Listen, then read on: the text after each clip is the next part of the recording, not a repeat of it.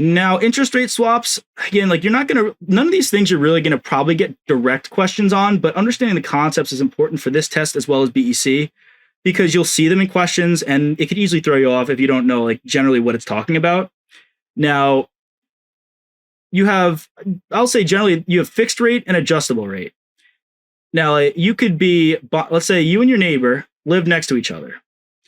You and your neighbor, your best friends, you live in the good life, and you signed an adjustable rate mortgage, which currently is at 2%. Now, I'm not going to go into the reasons why interest rates would go up or down, but they do.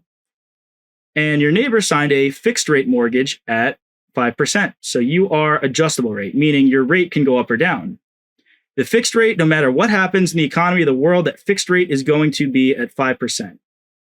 Now, let's say you get fearful and you say, I think interest rates are going to go up to something like 15%. So yes, you initially got a much better rate than your neighbor, but you're concerned. So you go to your neighbor and say, hey, what do you think interest rates are going to do? Your neighbor says, oh, I think they're going to stay pretty low. They're not going to go anywhere and we are good the way it is. Because you have opposing viewpoints, you both might enter into a contract that says, okay, we just basically swap interest rates. So now you get the fixed rate. So you are locked in at 5%. Your neighbor gets the adjustable at 2%. Your neighbor, quote unquote, wins if the interest rates stay low because your neighbor now has a lower interest rate. But if interest rates skyrocket to 20%, you made out like a bandit, right? Because you just locked in a 5%, which is much better than 20%. And your neighbor kind of got screwed. Your neighbor's now stuck with a 20%.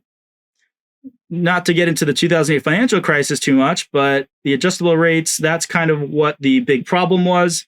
And now we have a lot of fixed rate mortgages, right? Nice and safe.